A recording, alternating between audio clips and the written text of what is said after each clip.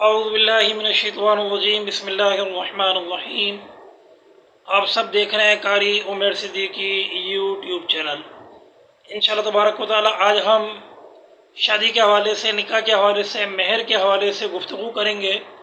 اور شریعت نے ہماری اسلام میں، ہماری شریعت میں، ہمارے دین میں شرعی مہر کیا ہے اس پہ گفتگو کریں گے۔ اس کے علاوہ ہمارے معاشرے میں ایک مہر مشہور ہے، مہر فاطمی، اس کے بارے میں بات کریں گے، یہ کتنا تھا، یہ کیا ہے۔ اس کے علاوہ کم سے کم مہر کتنا ہو سکتا ہے، اور مہر معجل اور غیر معجل مہر کیا ہے۔ ان تینوں چاروں باتوں پہ انشاءاللہ تبارک و تعالی تفصیل کے ساتھ گفتگو ہوگی، لہذا آپ سے گزارش ہے کہ اس ویڈیو کو لازمی آخر تک دیکھیے گا، آپ کے لیے بہت فائدہ مند ویڈیو یہ ثابت ہونے والی ہے۔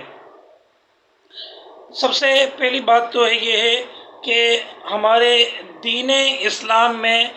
کم سے کم مہر کتنا ہونا چاہیے۔ تو ہمارے دین اسلام میں، ہماری شریعت میں کم سے کم جو مہر مختص کیا ہے وہ مہر کی رقم ہے 10 درہم۔ 10 درہم تقریباً 32 گرام چاندی، یہ کم سے کم مہر کی رقم ہے۔ اگر کوئی کم سے کم بھی مہر رکھوانا چاہتا ہے تو ہماری شریعت میں اس کو اجازت ہے، اس سے کم نہیں ہے، کم سے کم مہر ہے 10 درہم۔ اب درہم تقریباً درہم دبئی میں چل رہا ہے، اور درہم کا اگر آپ حساب کر لیں اس وقت، ریال کا اگر آپ حساب کر لیں، ریال تقریباً پاکستانی حساب سے تقریباً ایک ریال جو ہے پاکستانی 40 روپے ہے۔ تو اگر اس حساب سے اگر ہم حساب کریں گے تو 10 درہم تقریباً پاکستانی بن جائیں گے 400 روپے۔ تو کم سے کم ہمارے دین اسلام میں 400 روپے پاکستانی جو نا کیا نام ہے مہر جو ہے وہ رکھا گیا ہے۔ اب زیادہ سے زیادہ مہر کی بات کریں اور مہر فاطمی کی بات کریں، اور آپ صلی اللہ تعالیٰ علیہ وآلہ وسلم، ہمارے نبی صلی اللہ تعالیٰ علیہ وآلہ وسلم نے اپنی ازواج کو کتنا مہر ادا کیا، اگر ہم اس کی بات کر لیں تو ہمارے پیارے نبی صلی اللہ تعالیٰ علیہ وآلہ وسلم نے اپنی ازواج کو اور اپنی شہزادی حضرت بی بی فاطمۃ الزہرا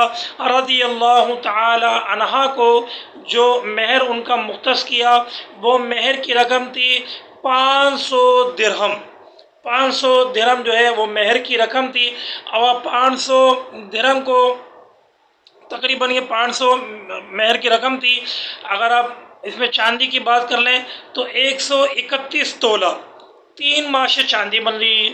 500 درہم 131 تولہ 3 ماشے چاندی ہے۔ اب پاکستانی حساب سے اگر ہم اس کو دیکھیں 500 درہم، تو 500 درہم کے اس وقت پاکستانی جو رقم بن رہی ہے وہ بن رہی ہے 20,000۔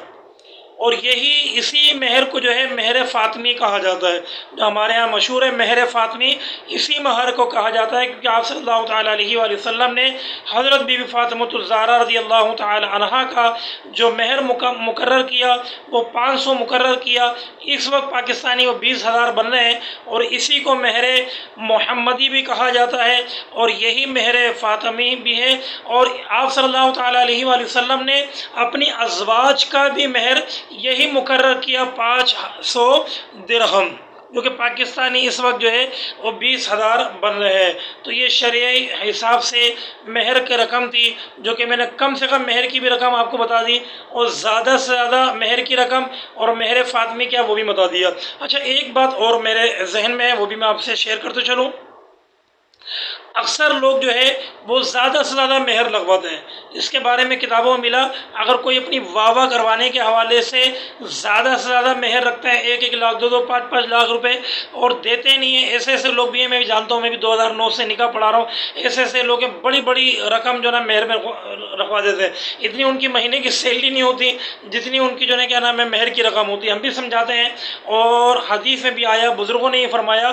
ایسا انسان جو دکھاوے کے لیے، اپنی واہ کے لیے مہر زیادہ سے زیادہ مختص کریں، اللہ تبارک و تعالیٰ کو، ہمارے دین کو، ہماری اسلام کو، ہماری شریعت کو ایسا انسان بالکل بھی پسند نہیں ہے، یعنی شریعت کو ایسا انسان جو ہے وہ بالکل بھی پسند نہیں ہے۔ اب ایک چیز اور، بہت سارے لوگ مہر جو نا نکاح سے پہلے کے ذہن میں ان کے سوال ہوتے ہیں، خواتین کی بھی، ہم دے گا کون، لے گا کون، بس یہ رکھ لیں، ایک رسم ہے۔ میرے بھائیوں، میری بہنوں، یہ رسم نہیں ہے، یہ ضروری ہے۔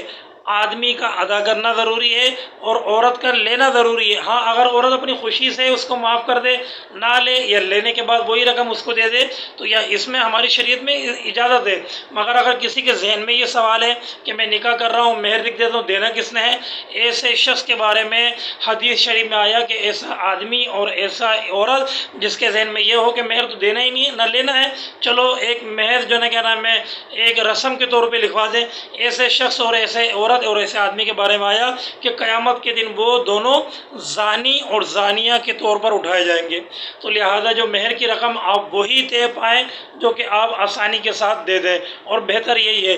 آخر میں جو ہے کیا نام ہے یہ بات میں آپ کو بتا دوں کہ مہر معجل اور غیر معجل، کہ ہمارے اکثر مہر کی رقم طے ہوتی ہے تو یہ بات آتی ہے کہ بھائی معجل ہوگا یا غیر معجل ہوگا، تو دونوں صورتیں جائز ہیں۔ آپ رقم مہر جو ہے وہ غیر معجل بھی کرا سکتے ہیں، معجل بھی کرا سکتے ہیں، یہ دونوں لڑکا اور لڑکیوں کی رضامندی سے ہوگا، اور رضامندی سے دونوں صورتیں بالکل جائز ہے۔ اب یہ دونوں صورتیں ہیں کیا، یہ آپ سماعت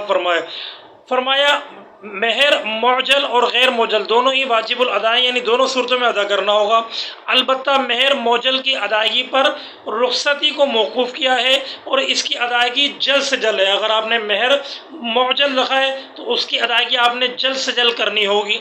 اور اگر آپ نے غیر معجل رکھا ہے تو اور اس کا وقت تعین کیا ہے کہ بھائی غیر معجل ہے مگر میں 1 سال کے بعد، 2 سال کے بعد، 6 مہینے بعد، 1 مہینے بعد دے دوں گا، مگر غیر معجل ہے، تو اس میں جب آپ کا وقت آ گیا تو اس وقت سے پہلے آپ نے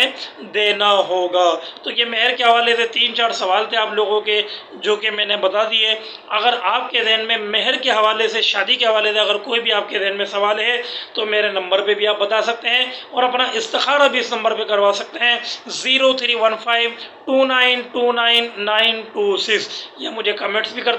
سکتے ہیں۔ اگر ویڈیو اچھی لگی ہو تو لائک کر دیجئے گا، اپنے کمنٹ سے لازمی آگاہ کیجئے گا، اگر چینل سبسکرائب نہیں کرا تو لازمی چینل کو سبسکرائب کر دیجئے گا، تو انشاءاللہ تبارک و تعالی مفید ویڈیو آپ تک پہنچتے رہیں گی۔ اگلی ویڈیو تک اپنا خیال رکھیے گا، ہمیں دعاؤں میں یاد رکھیے گا۔ آمین بجاہ النبی الامین صلی اللہ تعالی علیہ وآلہ